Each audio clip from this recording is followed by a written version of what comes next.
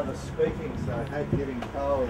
What do you see as the future for Invercargill to reduce their greenhouse gas emissions and do something like Be the Change is promoting?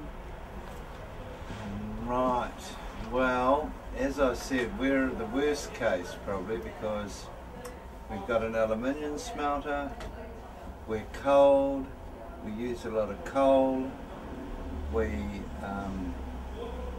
have, I don't know, oil that's really given us a buzz that we might strike oil. The Great South Sea Basin is going to be like the North Sea Basin, and we're sitting on 70% of New Zealand's lignite coal reserves, which means we could generate enough electricity and diesel for the whole country for the next 100 years, just with the reserves we're sitting on.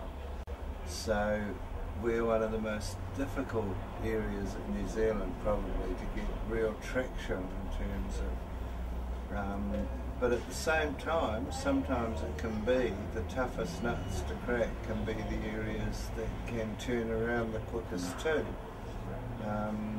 So, you know, it could be that tidal power, wind power and other alternatives are ideally suited to this sort of harsher environment.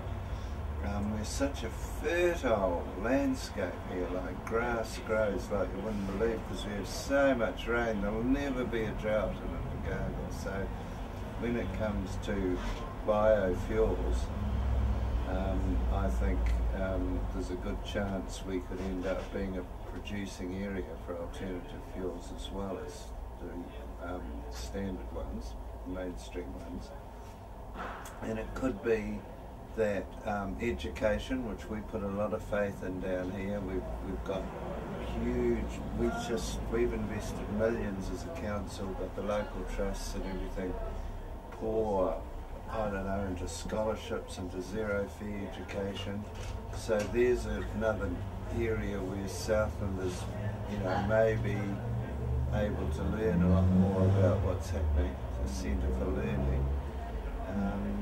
And well, I think also new experiments like the Healthy Homes thing, because we're a small community, they tend to use us as test cases for new experiments. You know, there's no other city near us. We're a compact area, so it may be that we'll be open to new ideas and different things.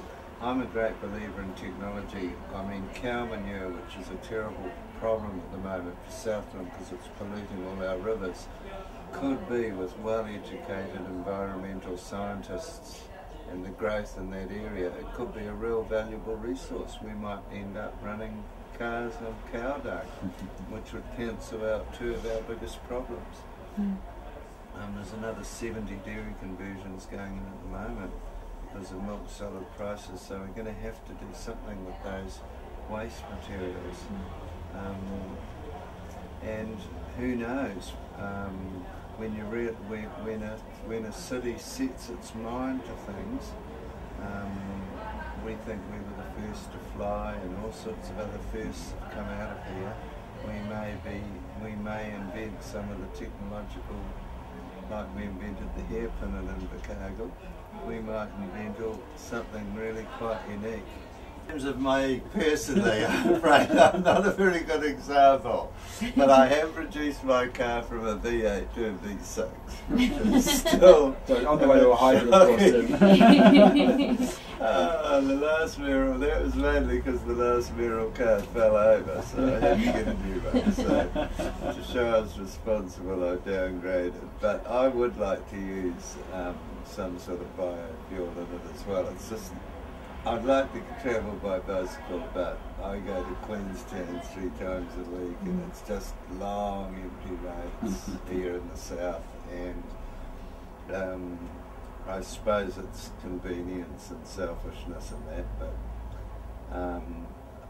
I know a lot of mayors have. I've been to conferences overseas and a lot of mayors travel to work on bicycles, and I should, but it's the other thing is it's so cold here, and cyclists keep getting run over because there's lots of short boy races and that.